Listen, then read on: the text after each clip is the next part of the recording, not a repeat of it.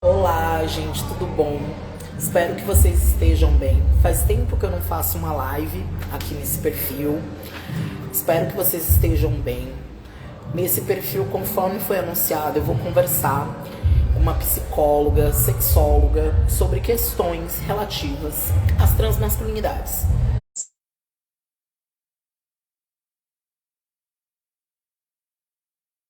Nesse momento, meu amigo não conseguia acompanhar, divulgar, porque você tá... Oi, Marina, você esteja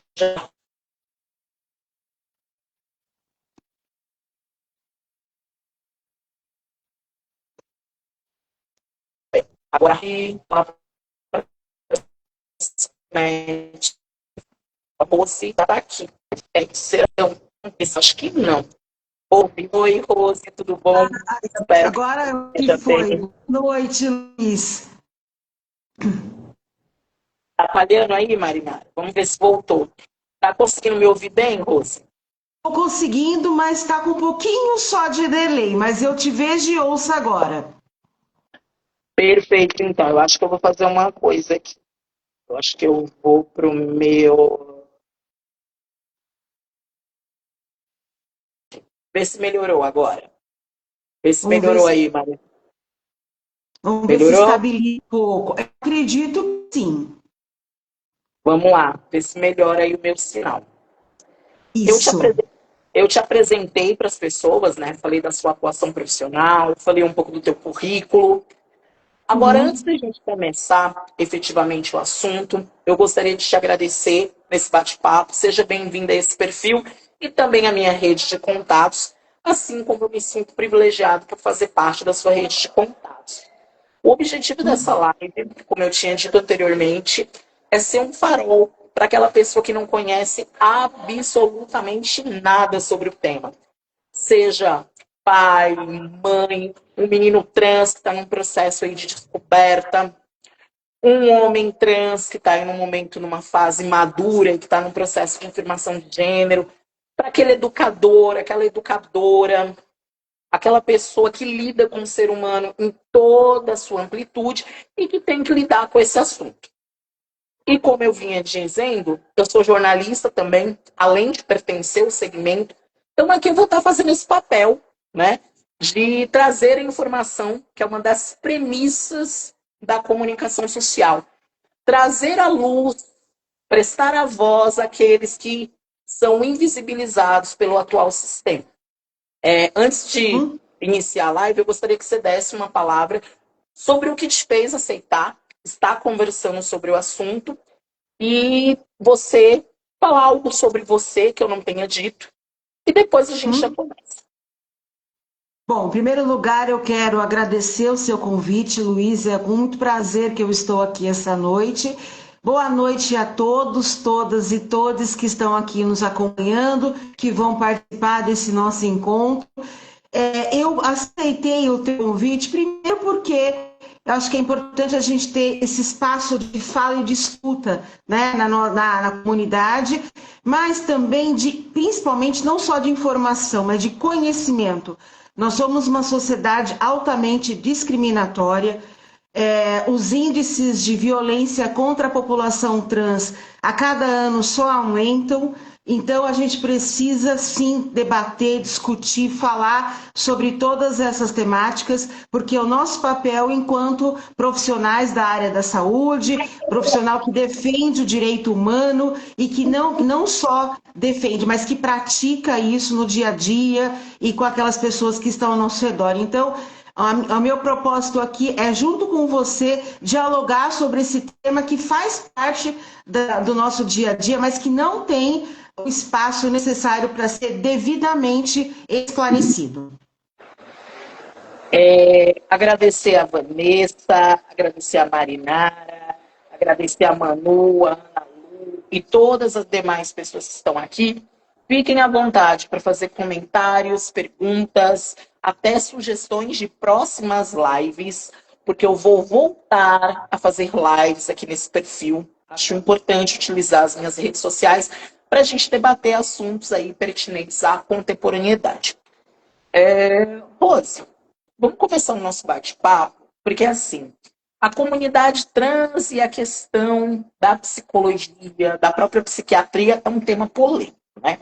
Porque tem aquela questão do outro emitir um parecer acerca da identidade do outro, do julgamento, etc. Mas a gente sabe que terapia é importante para todo mundo, que o processo terapêutico de você se conhecer, de você lidar com questões, é algo muito importante. Eu queria saber, dentro desse espectro, tanto ruim quanto bom da área da saúde para as pessoas trans, como é que a terapia pode ajudar homens trans no processo da construção e da afirmação da sua identidade de gênero, enquanto sujeito para si, e depois para ele externar isso para as outras pessoas e possibilitar o seu processo de sociabilização identitária? Esse tema que você começa a nossa conversa aqui é fundamental para a gente esclarecer um ponto que, tanto na parte da psiquiatria, não necessariamente, mas na área médica em geral, existe a questão da patologização, né, daquelas identidades que não fazem parte da heteronormatividade. Então, esse é um ponto já bastante controverso. A gente teve recentemente uma resolução do CFM em relação, né, ao processo de transexualização dos jovens e crianças, que foi derrubada, felizmente, mas ainda existe uma parte muito conservadora e retrógrada dentro do campo médico, que ainda não compreende que não é uma patologização, não é uma enfermidade, em si, uma maneira de estar no mundo. Então, isso a psicologia defende com muita avidez, né, Luiz? Porque a gente, enquanto profissional da área da saúde, o nosso código de ética nos reforça que estamos em defesa dos direitos humanos, de como a pessoa quer estar no mundo, como ela deseja estar no mundo, e isso precisa ser valorizado e reconhecido. Mas esse é um ponto de fato que, se não é um profissional qualificado, especializado na área de sexualidade e de terapia sexual, vai ter muita dificuldade de fazer a condução adequada desse processo, desse trabalho. Em relação à terapia, né, o tratamento psicológico propriamente dito, eu vou começar falando um pouquinho sobre uma contextualização do que a gente vai falar aqui, o que vai pautar a nossa conversa. O ser humano é um ser relacional, é um ser em relação social. O que isso significa? Que ele é constituído, a sua natureza, a sua forma de estar no mundo é constituída a partir dessas interações que estabelece com o meio e com pessoas, desde o seu nascimento, aliás, desde a sua concepção e aí ao longo de toda a sua vida. E a gente vai pensar nessa relação dessa pessoa com o seu meio, a gente vai pensar o quê? Que meio que é esse que a gente está falando? Que cultura é essa que a gente está inserido? Somos uma sociedade que é fundamentada sob o sistema patriarcal. E o que isso quer dizer? Né? Que nós somos, o que é o sistema patriarcal? É aquele em que o homem branco, cis, e com poder aquisitivo maior, tem uma predominância, uma prevalência sobre as demais pessoas. Então, esse sistema patriarcal vai ditar a maneira como cada um de nós vai reger, como cada um de nós vai se comportar, seja nas nossas ações sociais, seja nas nossas interações de trabalho, e nesse campo que a gente está falando aqui, mais especificamente na área da sexualidade. Então, quando a gente está falando de uma pessoa que vai buscar ajuda psicológica para se inserir nesse mundo que é hostil, que é insalubre, que não compreende as suas necessidades, que não compreende as suas demandas, como esse padrão de heteronormatividade e também de cis-heteronormatividade, que determina como esses corpos devem atuar, devem estar presentes e desejantes na nossa cultura. Você está me ouvindo, Luiz? Sim, é porque minha câmera deu um defeito. Estou te ouvindo sim. Eu acho muito importante você pautar essa questão que a gente tem de que nós somos seres biopsicossociais. Gosto muito dessa tua abordagem. Exatamente. Biopsicossociais, espirituais e sexuais. Então a gente precisa ampliar a questão de como a gente vai olhar para cada ser humano a partir de cada uma dessas esferas que compõem cada um de nós. Então, quando a gente está falando da norma que existe hoje, da vigência dessa cis-heteronormatividade que determina como cada corpo, como cada pessoa vai se relacionar, como vai estar inserida no mundo, quando a pessoa se percebe, né, que aquele corpo é desconfortável, que ela não se sente bem a partir desse regime, que isso vai gerando sofrimento, isso vai gerando uma angústia, que pode gerar uma crise de depressão, uma crise de ansiedade, tentativas de suicídio ou suicídio propriamente dito. Então, a pessoa ela se encontra em enorme e profundo sofrimento, porque ela não sabe o que está acontecendo com ela e ela não encontra no meio social esse amparo, esse cuidado, esse suporte. Então, o que a terapia vai colaborar? Para que a pessoa saia desse sofrimento, né? Que ela tenha condições de enfrentar essa situação, de se posicionar no mundo, a partir de um primeiro ponto, que é desconstruir essas crenças que são introjetadas ao longo da vida. Desde o começo lá, quando a gente fala da criança, que já nasce sendo menina ou menino. O marcador é o sexo biológico. Então a pessoa já vai ter um roteiro pré-determinado de como vai ser a vida dela. Então vai ser o menino, vai usar azul, vai usar calça, vai agir de um determinado modo, a menina a mesma coisa. Então a pessoa que não se enquadra, não se identifica com essa forma vigente, ela vai entrar em sofrimento. E aí é onde a terapia tem um grande papel para contribuir, para ajudar a pessoa a sair dessa situação tão angustiante e desenvolver habilidades para poder estar no mundo do jeito que ela é. Mesmo, pense como eu disse anteriormente, dentro de uma sociedade hostil, violenta e insalubre como a nossa. Assim, uma das coisas que você falou, né, já que nós somos seres biopsicossociais, sexuais, espirituais, que não há essa divisão cartesiana, que ainda bem que a gente está conseguindo superar essa divisão cartesiana. Para quem não sabe, até o século XVIII, a ciência, os ramos de conhecimento compreendiam o ser humano a partir de uma divisão muito clara. Corpo, a corporeidade, o físico, e a mente, o espírito, como algo distinto, como se fossem duas partes distintas de nós, seres humanos. Recentemente, meados, assim, a partir do século XIX, os primeiros estudos, século XX se desenvolvendo, até que chegamos nesse atual século, que a gente está compreendendo que nós somos um ser integral. Assim como estudos antigos, a gente retomou e ganhamos contornos novos. Por que eu chego nessa parte? Para contextualizar as pessoas que estão nos assistindo. Porque a gente tem que pensar, e essa é a segunda pergunta, quando você atende adolescentes, atende casais, atende pessoas de diferentes configurações. Eu queria que você falasse como que foi, ou se você puder falar, obviamente, contextualizar aqui para a gente, você tem uma família, você tem, por exemplo, um casal, que eles falam que tem um filho homem trans, ou que tem um sobrinho, alguma coisa, isso de alguma forma vem incomodar e desestabilizar esses pacientes que têm uma visão cristalizada de gênero, que gênero é atribuído a partir do momento da genital, etc., aquela expectativa e tudo mais. O que você falaria para essas pessoas sobre os impactos psíquicos da transfobia? Olha, primeiro que eu ia compreender a origem dessas crenças, né? Porque a gente tem que estar, enquanto profissional da saúde, jamais julgar ou desrespeitar aquilo que chega para a gente enquanto queixa ou enquanto sofrimento.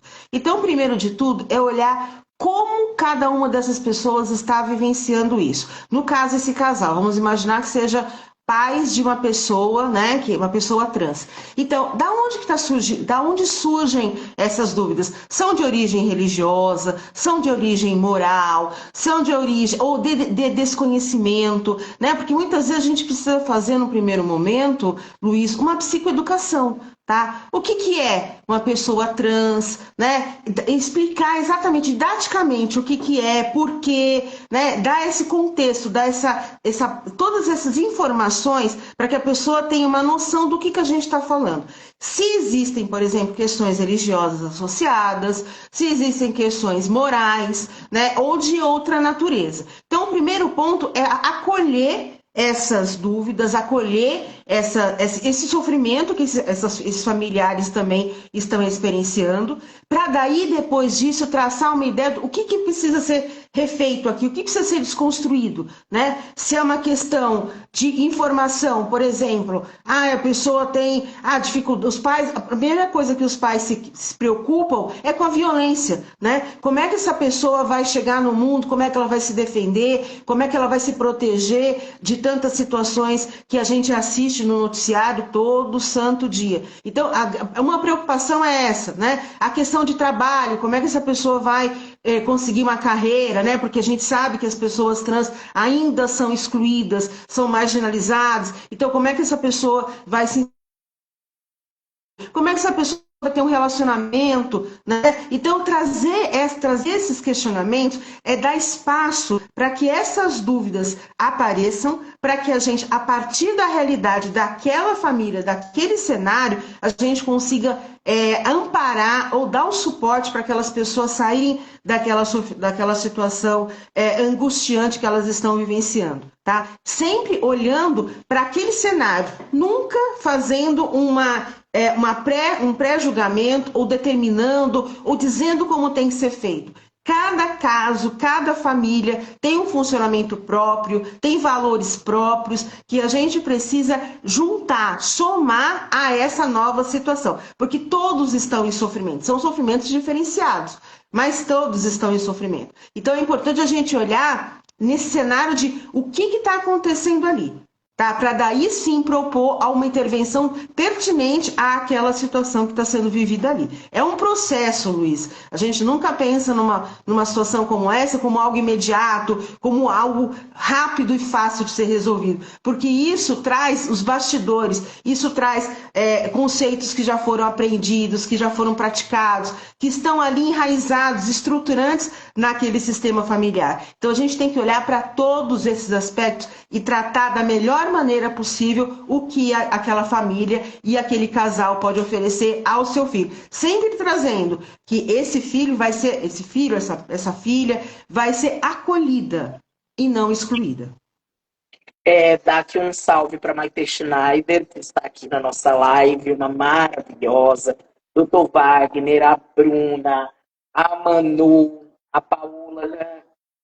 Se depender da Paola, meu banho de autoestima, Paola. Né? Muitas pessoas que são beneficiárias do programa Transcidadania estão acompanhando minha live. Agradeço por essas pessoas estarem aqui, pessoas queridas, amigas, pessoas também da Rose que aqui estão. O que eu vou precisar de vocês, gente? Que agora eu vou dar uma de blogueirinho. Compartilhe esse nosso assunto com sua rede de amigos, que de repente você pode achar, mas para você não é útil. Mas tem uma família em sofrimento, tem um educador, uma educadora, que necessita aí dessas informações da Rose, que é uma profissional qualificada, e que está aí disposta a debater o assunto de forma científica, de uma forma acolhedora, porque ela tem um conhecimento técnico. Mariana também está aqui, o Rodrigo está nos Estados Unidos, direto dos Estados Unidos, de Massachusetts, está aqui, e entre outras pessoas. E já que a gente está entrando assim nessas questões, vamos entrar um pouquinho, porque eu também é sexóloga, né? Assim, homens trans, quando passam a fazer uso de testosterona, ficam mais transantes, vamos colocar assim, né? Eu vou falar aqui do meu caso, né? Porque eu uso testosterona a cada 4 meses, eu já tenho uma certa idade, mas cada vez mais, ainda bem, não é o ideal acesso ainda, mas muitos meninos mais novos começam seu processo de afirmação de gênero, com os devidos cuidados, etc., principalmente nos grandes centros. Os mais longínquos, a gente ainda tem uma dificuldade ainda. E aí, eu queria que você falasse sobre a questão, que é um grande tabu ainda, falar da prevenção de ISTs para homens trans. O que eu percebo? As campanhas, elas são direcionadas ou para a mulher cis, heterossexual, diga-se de passagem, ou para o homem gay, que é tido como aquela coisa, é transante, é promíscuo, não sei o quê, vamos taxar a camisinha para eles, mas não pensam nas outras ISTs para esse público. Mas o homem trans, ele fica esquecido, assim como a mulher cis lésbica. Mas no nosso caso, vamos trazer que o homem trans, que é o objeto da nossa live.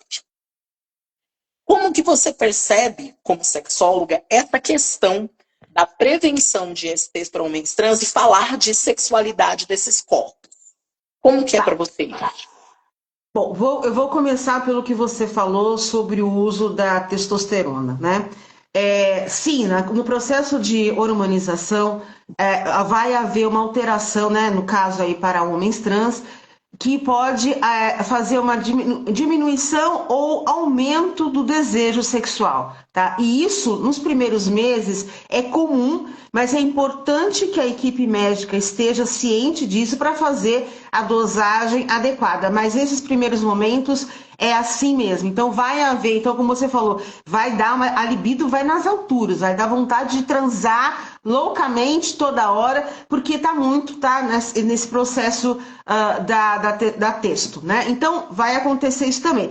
Mas isso muitas vezes está mais além da questão da libido na parte química, a gente vai levar em consideração como é que aquela pessoa está se sentindo, como é que ela está estabelecendo uma relação com o próprio corpo. Né? E esse também é um processo de como é que, a partir de cada momento da testosterona, de fazer como é que chama a retirada da mama? O nome técnico mamoplastia. A mamoplastia masculinizadora. Masculinizadora, exatamente. Ou colocar faixas, enfim, como é que a pessoa vai estabelecendo essa nova relação com o teu corpo? Como é que isso vai entrando em contato com esse corpo que está sendo modificado de acordo com o que como aquela pessoa quer experienciar esse corpo, como é que faz sentido para ela ter esse corpo. Então, pode ter uma questão em relação à genitália, se aquela genitália é aversiva ou não, se o toque naquele corpo é aversivo ou não, como é que está a masturbação, né? Se eu entrar em contato com o meu corpo hoje é atraente ou não, né? Não lembrar que uma sexualidade não se resume ao órgão genital, é explorar todo o corpo, é conhecer todo o corpo. E aí isso tem a ver, como você está trazendo, a relação com as ISTs.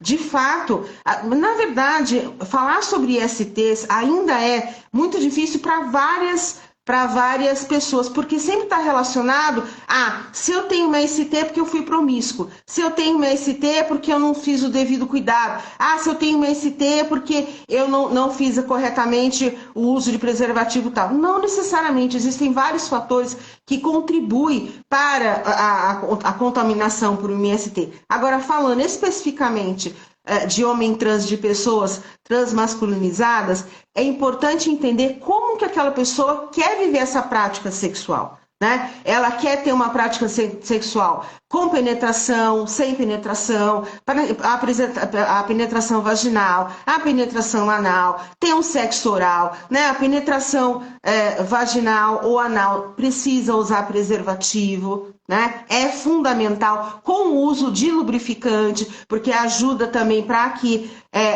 o preservativo não não estrague durante o ato. O uso de contenção de barreira quando é o sexo oral é fundamental ter. O acompanhamento de HPV, né? Com a vacina de meninos com útero que com 9 a 14 anos, né? O caso da HIV/AIDS, da PrEP, a profilaxia pré-exposição e após-exposição, né? Então, todos esses recursos estão disponíveis no Sistema Único de Saúde. Mas eu vou lá no posto de saúde e eu falo que eu quero fazer uma profilaxia pré-exposição e as pessoas não me orientam. Esse é um direito, aí a gente vai falar do direito que toda pessoa trans tem de chegar no posto de saúde e receber o atendimento adequado. Posto de saúde, qualquer unidade básica de saúde, tem que sim dispor desses recursos e ter essa orientação para as pessoas que ali recorrem. Esse é o direito fundamental, que faz parte da Política Nacional de Saúde Integral à população LGBT. Muitas pessoas não sabem da existência dessa lei, né? Então, ela existe, ela está em vigor já há alguns anos e ela é aplicada a todas as pessoas da comunidade. Então, sim, você pode ir a um posto de saúde, perguntar lá, eu quero me informar sobre o que há disponível aqui. Se há preservativos, as profilaxias, a questão de conhecer como é que é uma sífilis, como é que contrai uma gonorreia, todos esses estão lá. Tem livros, tem cartilhas, tem tudo lá explicadinho, que sim deve ser explicado, deve ser entregue às pessoas que ali recorrem. E isso não pode ser, quando a gente fala de consultório, né, de chegar para o consultório, é motivo de muita vergonha, como eu falei antes, porque ainda está se considerando que isso está levando, que é uma pessoa que não sabe cuidar de si, né? Que não fez sexo seguro, que é leviano e por aí vai. Tirando esse julgamento moral, né? A pessoa precisa receber a orientação correta. É isso, nós estamos falando de psicoeducação novamente. Estamos falando sobre educação sexual, né? Como que cada um vai ter uma vida saudável, uma vida sexual saudável e prazerosa. Todo mundo tem direito a isso. Então, falar sobre isso precisa sair desse lugar de moralismo, né? De regras e de como cada um tem que fazer para trazer para o dia a dia, para cada uma dessas pessoas que precisa dessa orientação. Vamos lá, agradecer aqui a presença da minha mãe na live. Minha mãe está na live. Uma amiga minha, a Val. A Drica Matarazzo está na live. O Henrique, o Elias. Eita, mas tem gente aqui nessa live. E outras pessoas.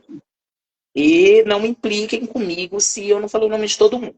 Pode fazer comentário, perguntas. E eu acho aqui que um comentário que a Manu fez, eu acho muito bacana. Ela colocou assim: boa noite, pauta importante. Mente é o principal, né, no sentido de uma mente boa, mente sã, para sermos aceitos e acolhidos, para a gente ter uma segurança, para a gente se preparar para as divergências sociais que a sociedade nos coloca. Um ótimo comentário. Fiquem à vontade para fazer perguntas. E assim, vamos dar a linha básica, ver se eu estou certa em sexóloga. PrEP é quando você, anjinho, ainda não teve o contato sexual sem preservativo. Você está tomando para se prevenir. Só que, galera, é só para HIV. Não protege contra sífilis, gonorreia nem nada. Vai ter que fazer prevenção combinada. Isso com camisinha e outras questões. O PEP é quando você já fez o sexo sem o devido preservativo e você vai tomar um comprimido por dia durante 28 dias, isso com acompanhamento, tudo direitinho. Vê se eu não falei numa besteira. Então, eu acho importante explicar, porque muita gente não sabe o que é PrEP, PEP. Muito homem trans não sabe. Tem muito tabu na nossa comunidade, então eu estou te explicando de forma didática. E outra coisa, eu, enquanto homem trans, posso afirmar, gente, a relação que você tem em relação se você é penetrado ou por um pênis de uma mulher transexual, ou de um homem cis, ou de uma travesti, ou por um próprio dildo, ou um próprio pecker, que é uma prótese, uma órtese que imita um pênis, isso não te faz menos dom. Outra questão. Sexualidade, afetividade é uma coisa, meu querido homem trans. Aqui eu já estou falando com homem trans, porque esse bate-papo também tem que falar que esses seres humaninhos. E também para as pessoas. Não classifiquem todos os homens trans como heterossexuais e que performem uma expressão de gênero masculina. Identidade é diferente de afetividade e sexualidade, assim como expressão de gênero. Porque um homem cis que se reconhece como homem e teve isso no nascimento, no mesmo gênero atribuído social, ele pode usar um kilt, uma saia, e a sua masculinidade não é questionada, e um homem trans é questionado. Então, fica um recadinho para vocês. A Manu está dizendo assim, Boa live, todos, mestre Luiz Fernando, doutora, vocês são necessários para a comunidade. Eu ganhei um elogio, e ela, pelo elogio, ela é difícil, tá? Já ganhou aí um elogio. Eu queria Muito saber o obrigada. seguinte, ela é maravilhosa. Eu queria saber o seguinte, Rose, já que a gente entrou na seara dos profissionais da saúde. Você é psicóloga, sexóloga, uma pessoa que tem uma série de questões publicadas nessas áreas. Eu queria que você falasse como os profissionais de saúde podem atuar para prover um acolhimento de saúde, seja física, mental e sexual, focado para homens trans. Tá, eu vou voltar um pouquinho no que você falou sobre as ISTs para a gente chegar no que você colocou.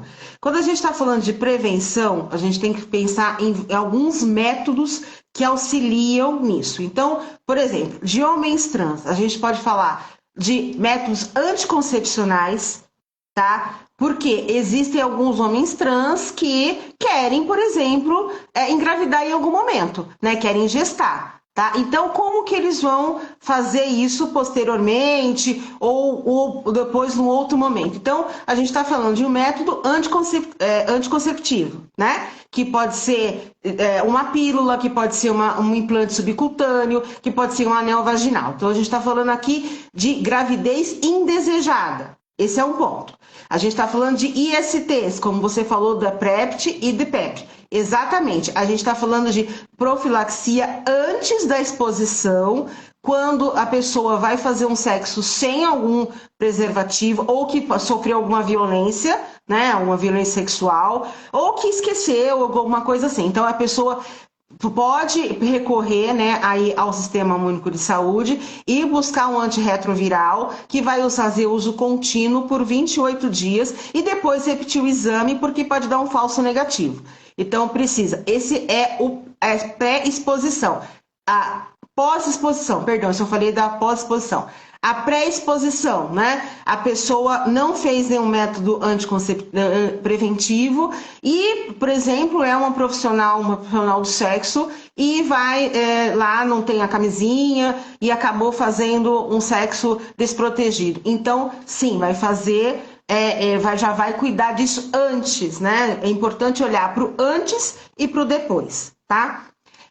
E a questão da educação sexual é fundamental a gente ter um espaço para tirar as dúvidas, tá? Porque é muita informação que muitas pessoas não têm aonde procurar, com quem procurar e como perguntar, né? E a pessoa fala assim, é uma bobagem que eu estou falando, é uma coisa simples. Não, não é. Não é. Tudo aquilo que você trouxer é importante para o seu dia a dia, para a sua qualidade de vida e para que você esclareça sobre o que está acontecendo com você, tá? Então, os métodos preventivos, basicamente, são esses. Aí você falou do PAMP, você falou do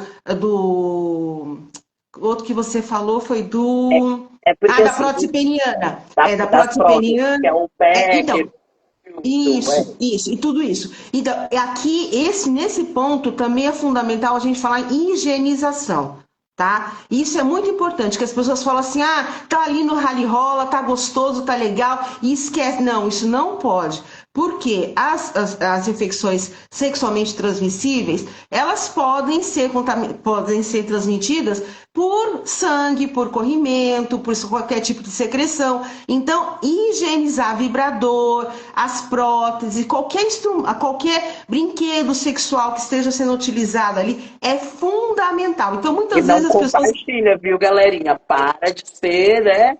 Use preservativo e para de compartilhar, porque dá um ruim, hein? E dá muito ruim, porque é isso que eu tô falando. Na hora que você tá ali, tá gostoso, tá legal, você esquece, né? Não, vamos colocar aqui, não. Teve uma penetração vaginal, vai para anal, muda preservativo, não vai usar o mesmo, né? Usou um vibrador, outra pessoa vai usar o mesmo vibrador, limpa primeiro para depois colocar lá. Então, são esses cuidados que passam despercebidos e quando você vai ver, acabou dando um resultado ruim, tá? Então, é muito importante a questão da higienização, é banalizada e é algo fundamental que precisa ter, tá? Agora, a outra pergunta que você falou em relação aos profissionais da área da saúde. A gente precisa estar qualificado, Luiz, para isso.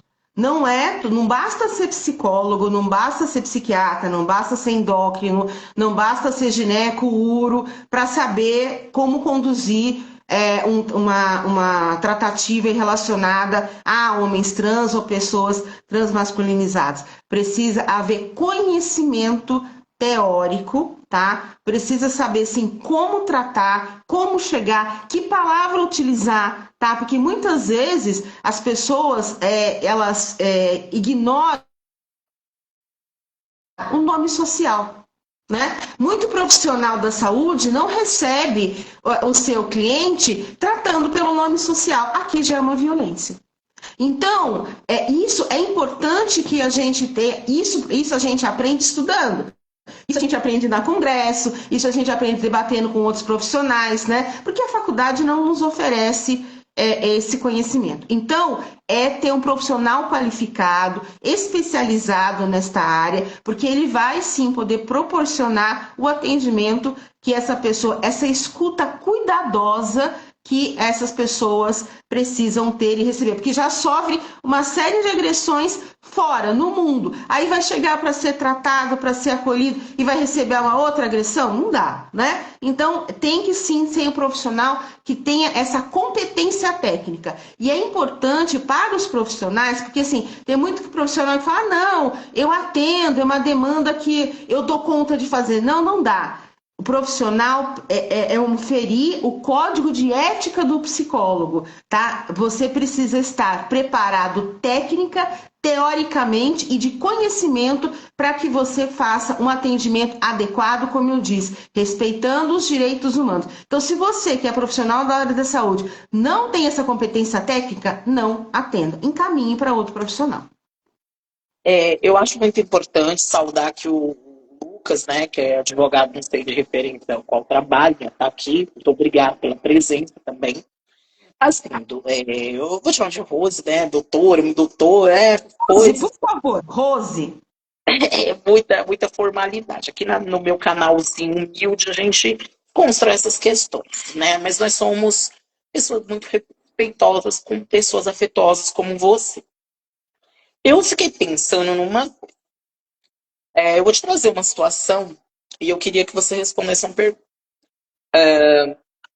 A gente tem hoje, né, dentro do espectro das transmasculinidades, que é o tema aqui da nossa live, a gente tem pessoas que se compreendem, se entendem como homem trans. Nós temos pessoas que se entendem como transmasculinas, né? Transmasculines, que permeiam numa masculinidade mais neutra, que reivindicam uma masculinidade mais construída, e nós temos os boys C, que se reivindicam como homens, mas que têm um orgulho aí da sua genital, etc., e constrói seu gênero a partir dessa perspectiva, mas que são diferentes nuances aí das transmasculinidades. Por isso que a gente traz esse prefixo dessa masculinidade transformada, e não como a masculinidade vigente, que é a cis, né? A masculinidade cis. Eu queria que dentro disso que eu trouxe, eu tenho uma experiência muito assim. No meu ponto de vista enquanto sujeito, eu não consigo, tá? É uma coisa minha. Eu estou me abrindo para compreender, porque eu represento essas transmasculinidades em movimento social. Então, eu tenho que acolher essas demandas, eu tenho que compreender. Mas enquanto indivíduo, eu ainda não consigo ter uma compreensão disso. Porque eu comecei numa ideia de construção. Para mim foi muito difícil. Foi muito difícil eu conseguir ser validado como Luiz Fernando. Então, quando hoje eu sou validado, Luiz Fernando, minha documentação, eu tenho uma leitura social masculina, apesar de gesticular muito, a pessoa diz, é viado, é gay. É gay, aí eu falo, tudo bem, eu sou gay mesmo, tá tudo certo. Mas, eu queria que você falasse um pouco para os homens trans agora, e também para as pessoas, como que a gente pode perceber novos olhares acerca desses movimentos vigentes nas transmasculinidades e como que a gente pode fazer um exercício enquanto indivíduo, já que você é psicóloga, você traz muito, que a psicologia nos ajuda a fazer esse repensar, para refletir acerca das novas construções identitárias acerca das transmasculinidades. Como é que a gente pode descolonizar o nosso olhar? Porque para mim tem sido um desafio muito grande, já que eu passei por um processo muito grande de afirmar alguma coisa, de ficar lá o tempo todo. Até hoje eu tenho que validar minha identidade muitas vezes. No telefone mesmo, eu tenho que falar, é o senhor, viu? Não, mas é senhora, sua voz é muito fina.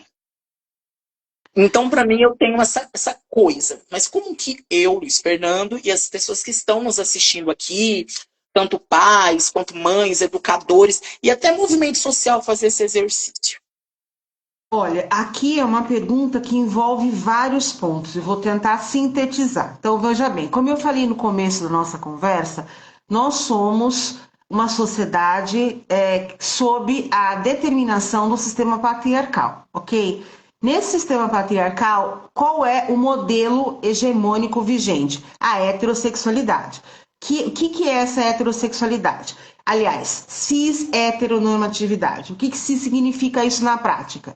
Que é direcionada a um homem branco, cis e com poder aquisitivo elevado. Essa masculinidade, o que significa isso enquanto construção social? Que este homem ele vai desejar somente o sexo oposto, ou seja, uma pessoa do sexo biológico mulher, né? E que essa relação ela vai se estabelecer da seguinte forma: o homem ele tem o papel de ser o provedor. Qual é a caracterização, qual é o estereótipo deste homem? Que este homem ele é o provedor, que ele não acessa os seus sentimentos, que a função dele na família é trazer o sustento, como eu disse, de prover, ele não lida com sentimentos, ele é violento e essa violência é normatizada. Então, todas as características que enquadram um modelo de ser de homem, quer dizer, uma heterossexualidade hegemônica. Aqui, esse é o modelo vigente, que só esse vai ser validado, só esse vai ser reconhecido e valorizado dentro do sistema patriarcal.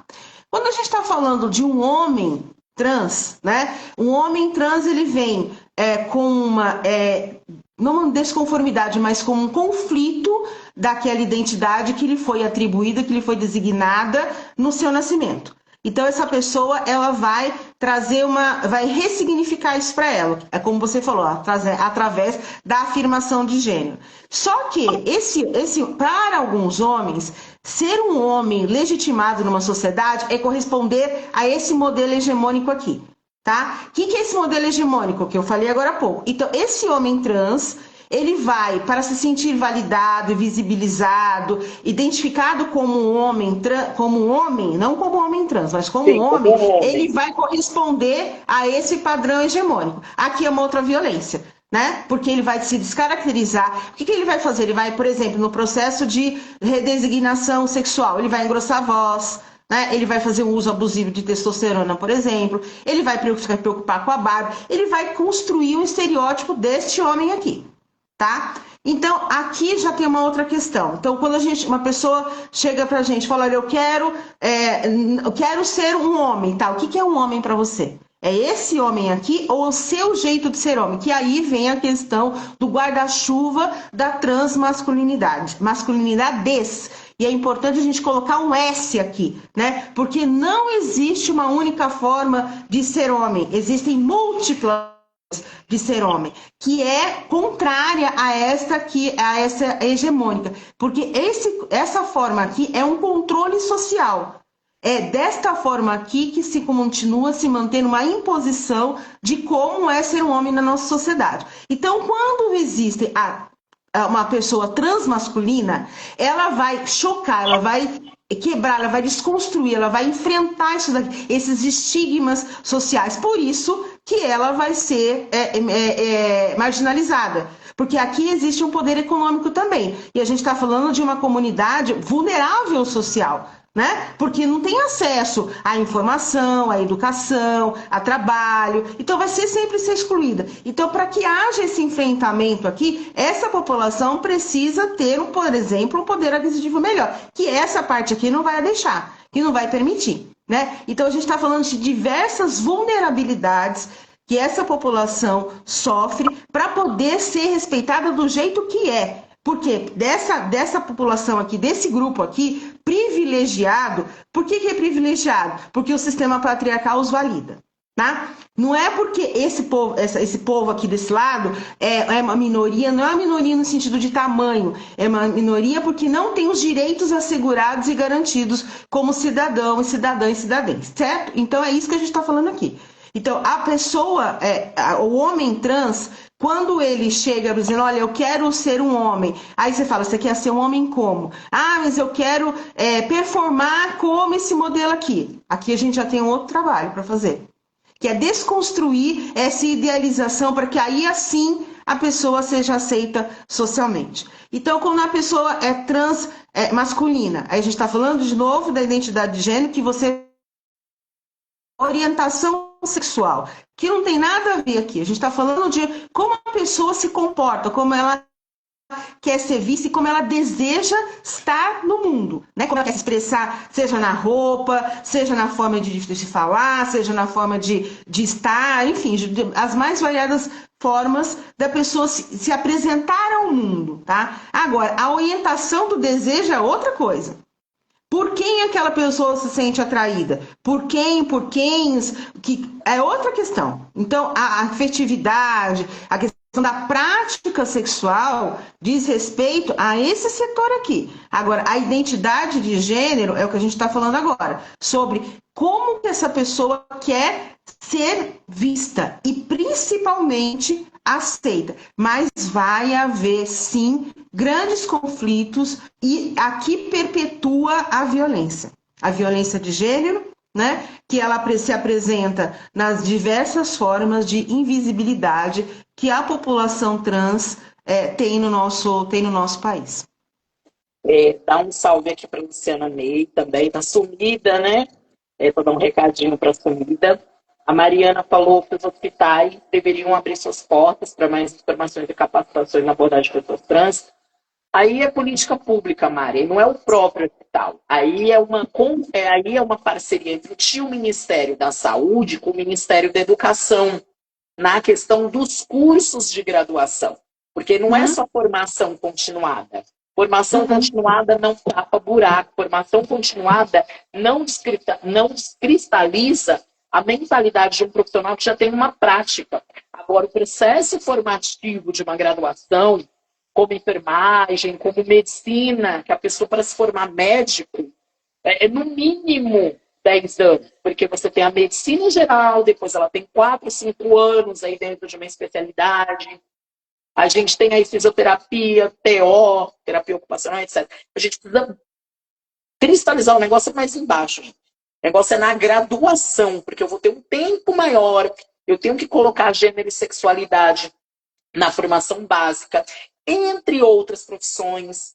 Os hospitais são gerenciados por OSCICs, são organizações da sociedade civil que têm convênios com prefeituras. As prefeituras deveriam ser mais exigentes na concessão desses contratos, tanto contratar pessoas trans para trabalharem, quanto ter uma formação de acolhimento desses profissionais, uma formação em relação a gênero e sexualidade para admissão desses profissionais, um recurso humano focado nisso, questão dos concursos públicos também, que alguns utilizam, em questões de gênero e sexualidade, porque a gente está falando do humano, gente.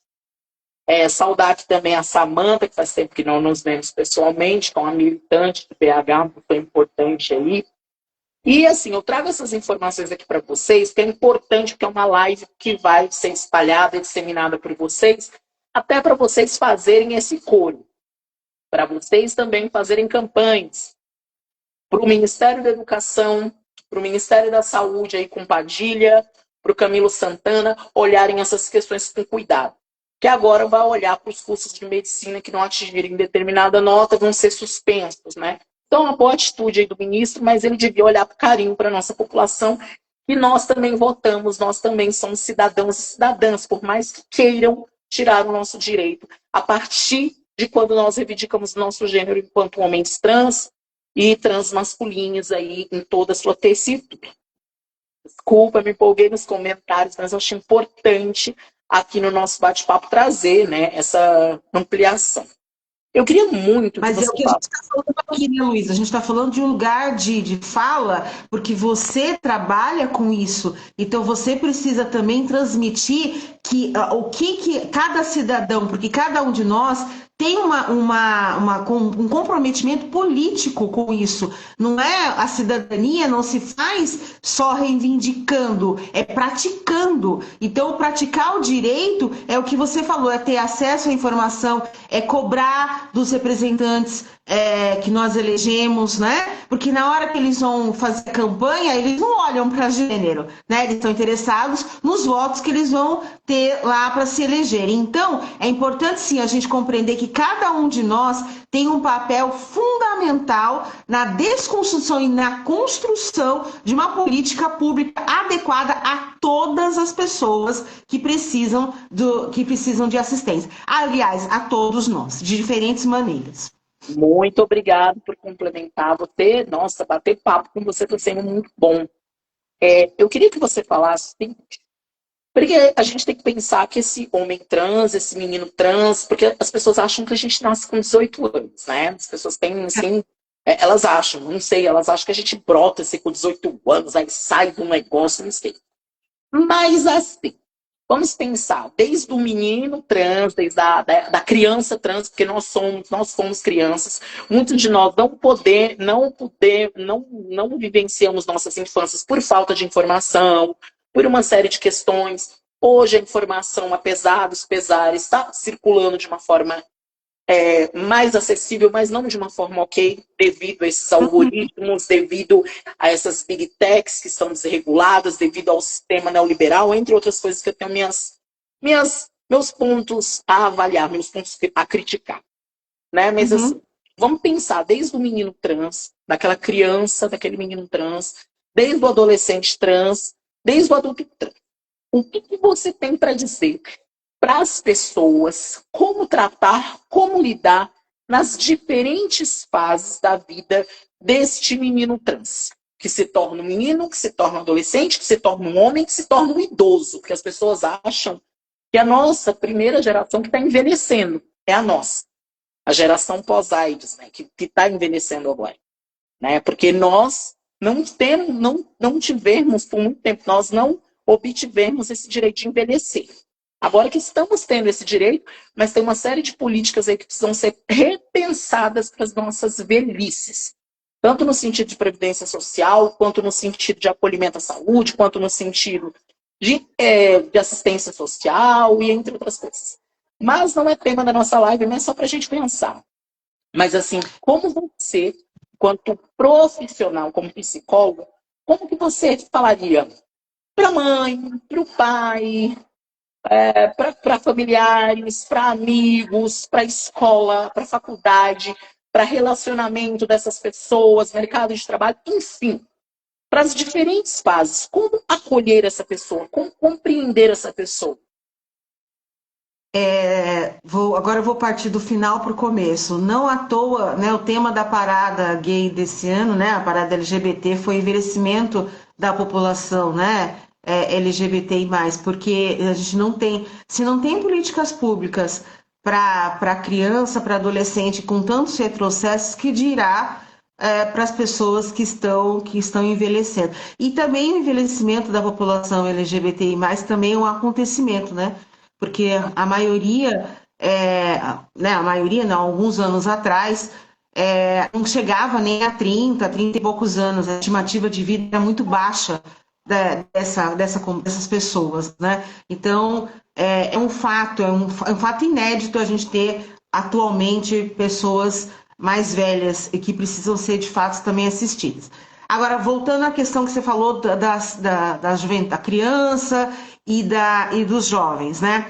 Eu penso, Luiz, que nessa situação a gente tem que fazer um trabalho com os familiares, é desconstruir no âmbito familiar, na dinâmica familiar, porque essa criança ela vai chegar ali do jeito que ela é, né? Ela vai se comportar, ela vai mostrar os interesses, ela vai mostrar do que ela gosta, do que ela não gosta, como é que ela quer vestir, como é que ela não quer, o que ela quer ver, o que ela não quer. E aí, como eu falei no começo, né? O ser humano é um ser social, então a gente vai para o meio para ser aceito, para ser orientado, para se desenvolver. Se eu chego nesse meio e eu não encontro um lugar que me dê condições para fazer esse desenvolvimento de uma maneira saudável, isso vai me adoecer. Né? Então, é trabalhar no contexto, é trazer esse pai, essa mãe, esses amigos, essas pessoas que estão próximas e desconstruir essas crenças que por elas foram introjetadas, né? De que o que é? Então a gente vive numa sociedade que ou é menino ou é menina. Então já começa por aí, de tirar isso, tirar esse binarismo. Então a gente tem que pensar que existe o e não o ou. Existe uma pessoa que pode dizer isso é aquilo, é aquilo, e aquilo e aquilo. Então é trabalhar para ampliar essa consciência sobre as diversas possibilidades que cada pessoa pode ter e pode apresentar. Então, é trabalhar desconstruindo, desmistificando cada um desses mitos, esses tabus. Como que essas pessoas vão fazer isso? Buscando informação adequada. Hoje nas redes sociais a gente tem acesso a muita coisa, mas muita porcaria, muita coisa que só dissemina violência, ódio e informação equivocada. Então é procurar por profissionais que realmente sabem aquilo que estão falando de forma coerente. Como é que é esse profissional? Vai buscar lá a ficha técnica dele, quem que é esse profissional, né? Não é qualquer pessoa que sabe o que está falando. Por exemplo, a gente tem um Instagram, né, no perfil da Minha Criança Trans, que faz um trabalho super interessante, que tem a Tamires tem uma menina trans, e ela foi contando a partir da própria experiência como que ela foi reconhecendo e trabalhando e defendendo, e que ela faz um trabalho muito, muito interessante nesse sentido. Então é isso, essa mãe, esse pai, olhar para essa pessoa que está junto com ele de uma forma ampla. Quem é essa pessoa? Essa pessoa é quem eu quero que ela seja, ou eu estou olhando para essa pessoa de como ela é? Essa pessoa, ela tem um jeito, aspas, um jeito diferente. Que jeito diferente é esse? É um diferente a partir do meu julgamento, ou é um jeito diferente a partir do jeito que ela realmente é? Então, é trabalhar com quais são os valores que estruturam aquela família, aquele cenário. Né? Então, é importante ir desconstruindo tudo isso. É um trabalho enorme, um trabalho gigante, é um trabalho de formiguinha, porque a mãe muitas vezes vai reconhecer, mas vai entrar em choque com o pai daquela criança, ou vai entrar em choque com outras pessoas da família, né? Ou vai entrar em discordância com questões religiosas. Então, o tamanho disso é muito grande, é imensurável.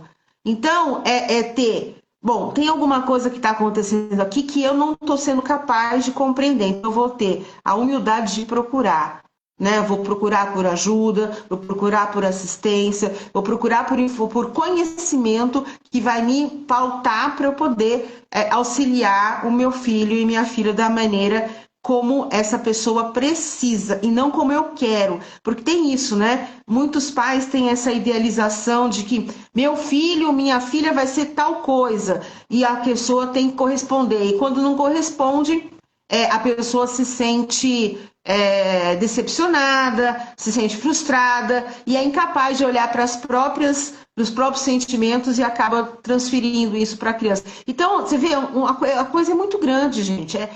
Não dá para você falar, faz isso, vai por esse caminho, é só essa direção. A gente tem que olhar para tudo isso com a magnitude que tudo isso, que isso é grande pra caramba, representa, né? Então, é olhar para cada situação de uma maneira cuidadosa e, acima de tudo, respeitosa. Saudar que a Fernanda também está aqui, as pessoas que estão aqui, eu acho importante, façam perguntas e comentários. Essa live aqui é de vocês. Não se esqueçam de seguir a Rose também. Depois, Rose, vamos lá, deixa eu colocar aqui seu arroba, porque toda vez eu esqueço do arroba dos outros. Espera aí, Rose... Deixa eu ver aqui, se eu consigo marcar. Santos.psicóloga, certo? Rose Santos Psicóloga, tudo junto, não tem ponto. Pronto, tá aqui, galera. Tá aí o arroba da Rose, sigam o trabalho dela, um trabalho super interessante, A gente divulga o trabalho aqui das pessoas. E se você... Ah, nada, gente, aqui, né? Aqui é tudo democrático, é um espaço que a gente abre até pro diverso. Até para que a gente não concorda muito, mas eu prefiro, no momento, me sentir acolhido aqui. Então, nesse momento da minha vida, eu vou só acolher gente legal. Depois a gente abre outras disputas em outro perfil. Nesse aqui, por enquanto, eu estou precisando me sentir confortável, são muitas batalhas.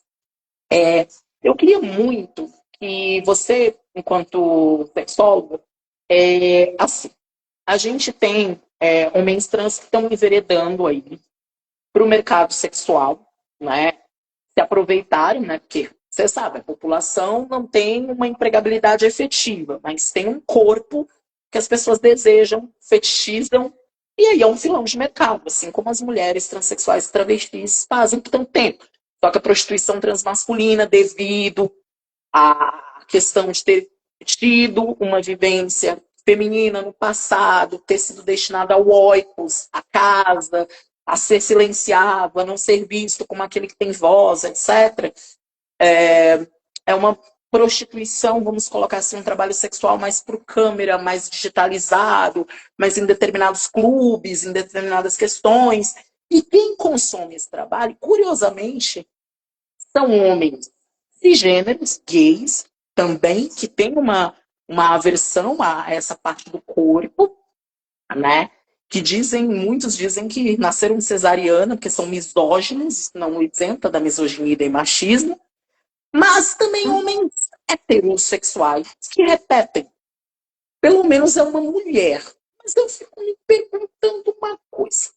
Mulher com uma mulher, na cabeça deles é uma mulher porque não tem pênis.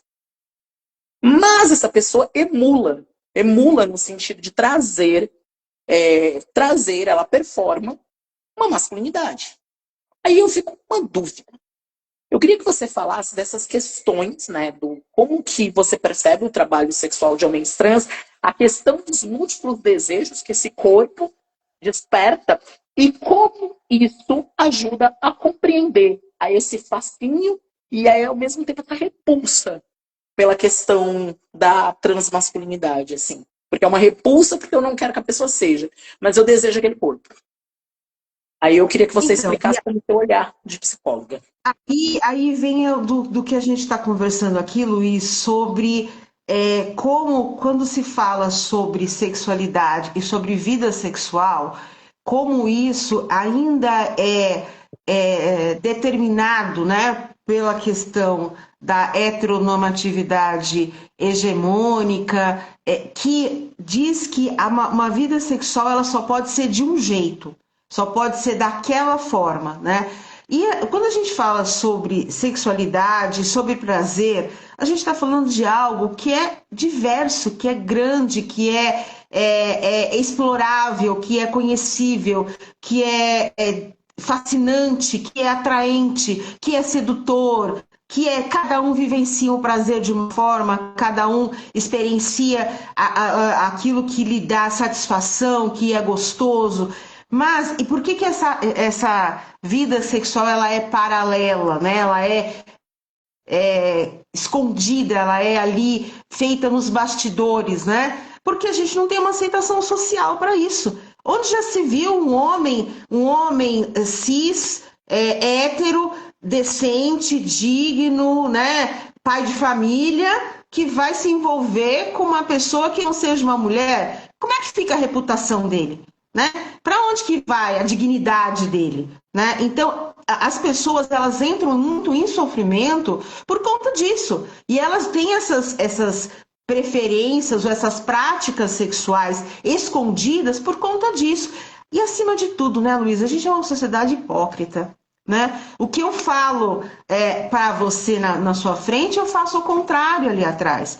Por que isso? Porque é muito mais fácil eu performar como aquela máscara ou como aquela fraude, né? De que eu sou a pessoa que está ali correspondendo a esse padrão, quanto que está aqui comigo mora desejos inconfessáveis. Mas por que são inconfessáveis?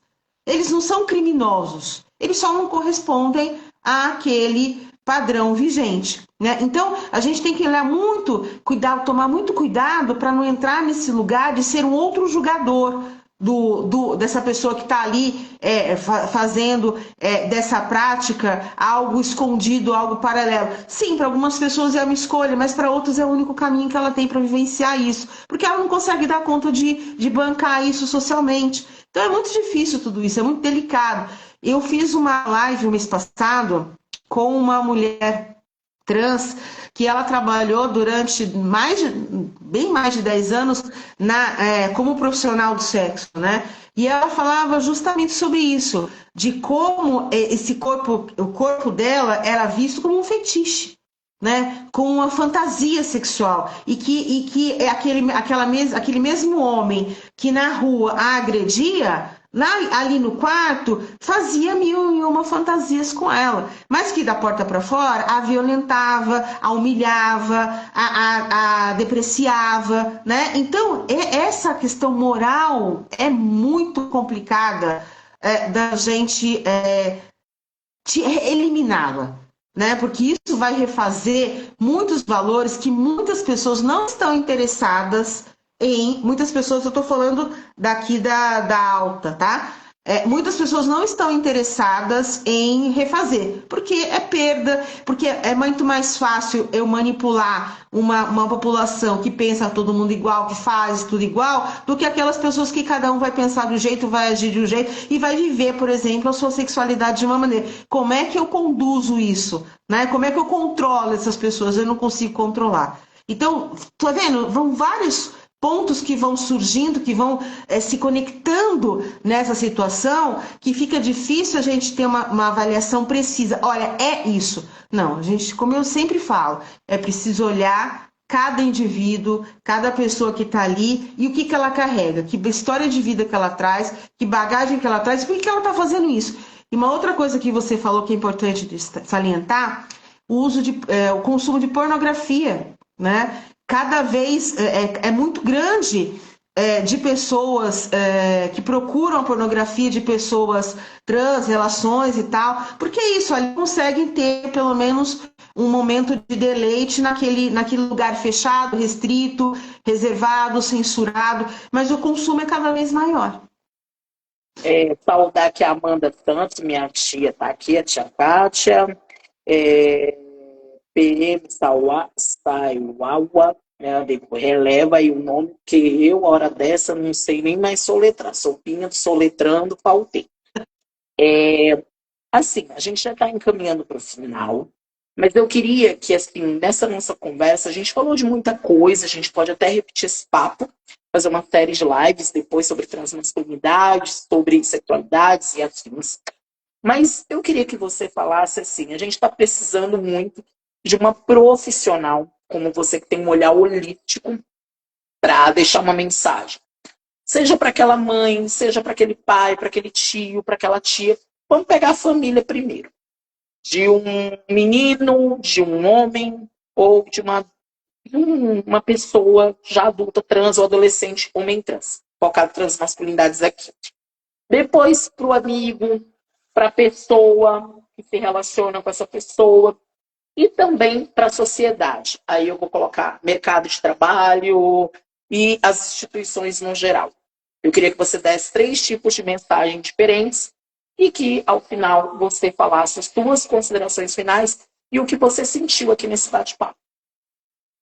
Bom, em relação à família, a gente precisa lembrar que esse núcleo matricial é fundamental para estruturar como vai ser a vida dessa pessoa dali por diante.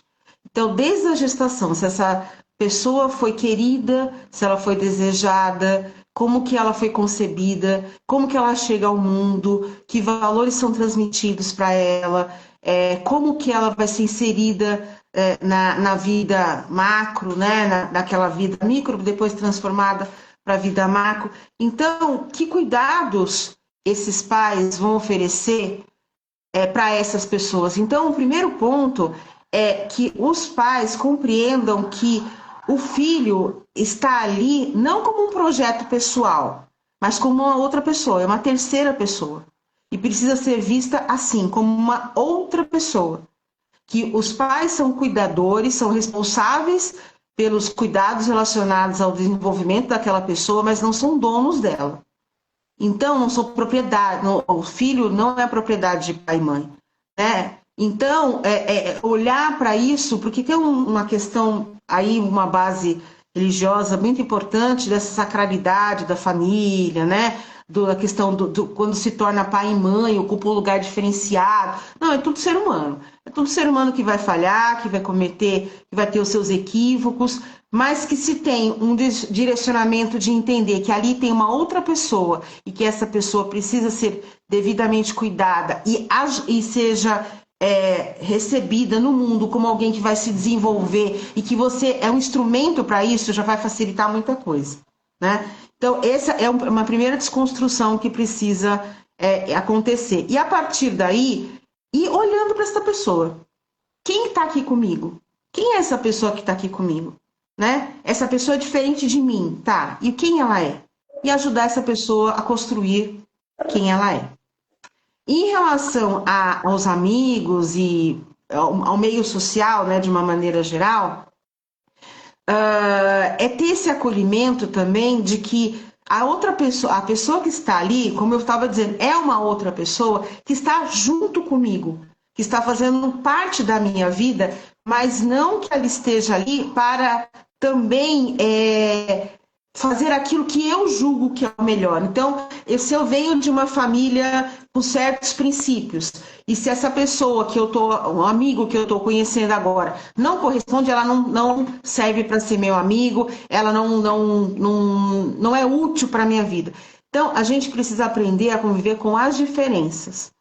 Socialmente falando, é compreender que a diferença, ela acrescenta e não diminui como a gente aprende que é.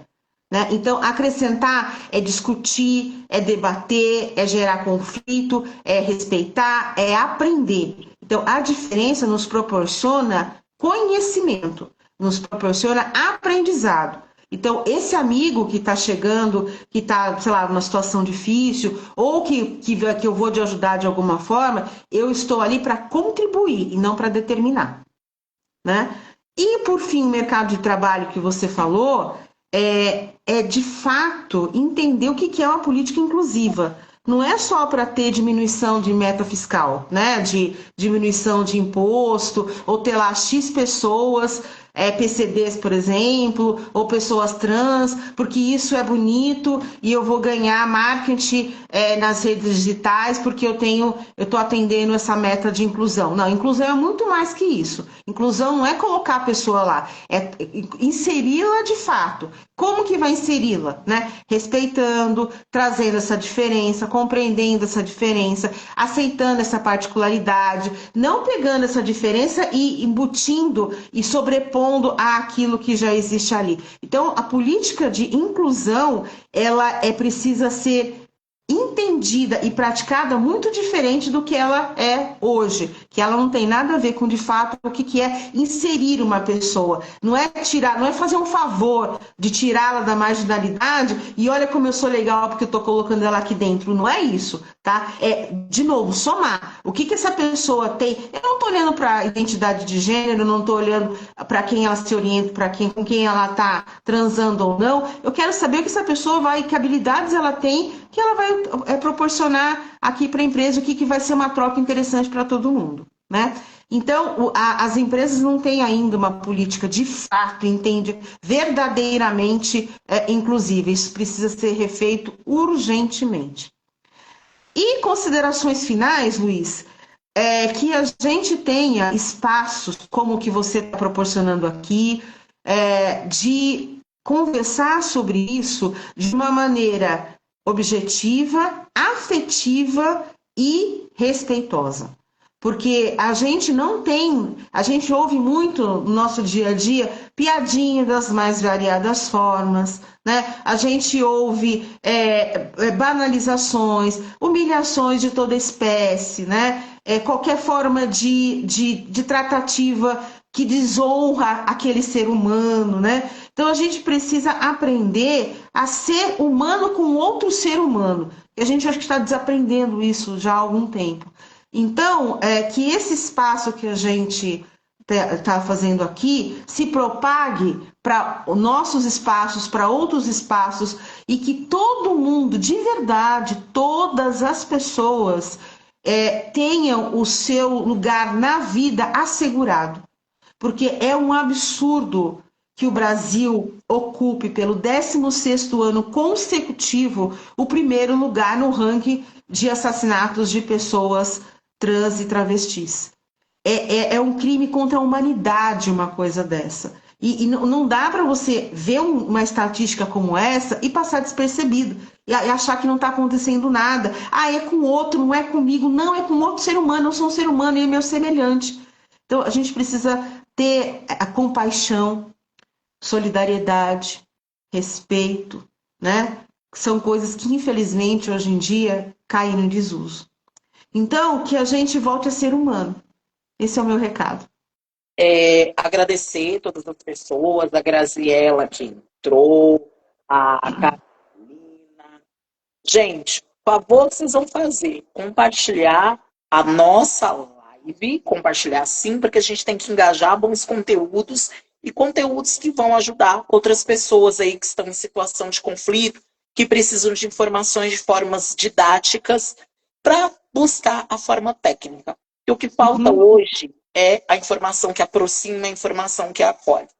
Obrigado, pessoal da Conveteria Artesanal. Se tiver um docinho, mandar um docinho, eu estou aceitando. Que eu sou muito doce, a minha mãe também aceita. Assim, gente. Rose, sem palavras. Se antes eu já era apaixonado pelo seu trabalho, agora eu estou apaixonado pela pessoa. Você é uma pessoa extremamente engajada, corajosa e afetuosa. A tua afetividade está exalando aqui na live. Obrigado, Marinara. Eu vou fazer o compartilhamento com a Rose. Conheçam o trabalho da Rose, porque é importante a gente disseminar uma rede de pessoas querendo fazer um jeito de olhar o ser humano, de um olhar acolhedor, engajado e principalmente para despertar uma cidadania crítica e reflexiva. A gente está precisando de uma cidadania ativa para além dos mecanismos institucionais. Eles são importantes? São. Mas também precisamos de outras formas para combinar com a questão institucional. E isso é uma forma, né, gente? Falar sobre temas que as pessoas não queiram falar. Vamos cada um de nós fazermos nossas próprias lives e fazer com que o algoritmo pare de disseminar conteúdo de ódio, conteúdo repulsivo. Vamos hackear o algoritmo, porque a gente merece e deve. Vamos utilizar as redes sociais para aquilo que elas originalmente deveriam ser feitas. Estabelecer conexões e não criar muros entre as pessoas. E vamos ampliar o debate. Te agradecer por você, agradecer a todas as pessoas. Beijo do Luiz Fernando.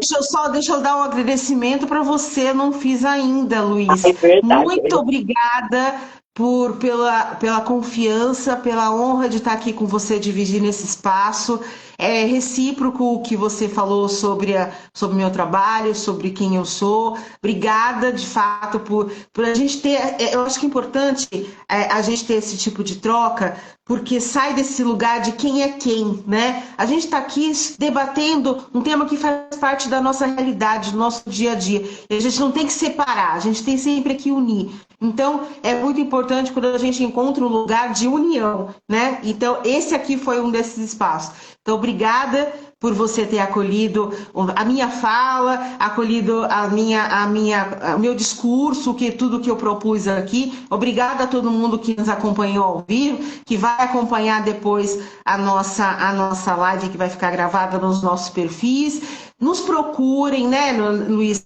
Mandem direct, mandem mensagem. A gente quer participar disso ativamente, como a gente está fazendo aqui, e levar isso adiante para o maior número de pessoas que a gente alcançar. Então, obrigada a todo mundo. Mais uma vez, Luiz, obrigada. Boa noite, bom descanso e a gente se vê numa próxima. Uma próxima. Beijo do Luiz Fernando para todas as pessoas e para a Rose. E nos acompanhe nas nossas redes sociais. Obrigada. É isso aí. Boa noite, bom descanso. Beijos. Beijo. Tchau, tchau.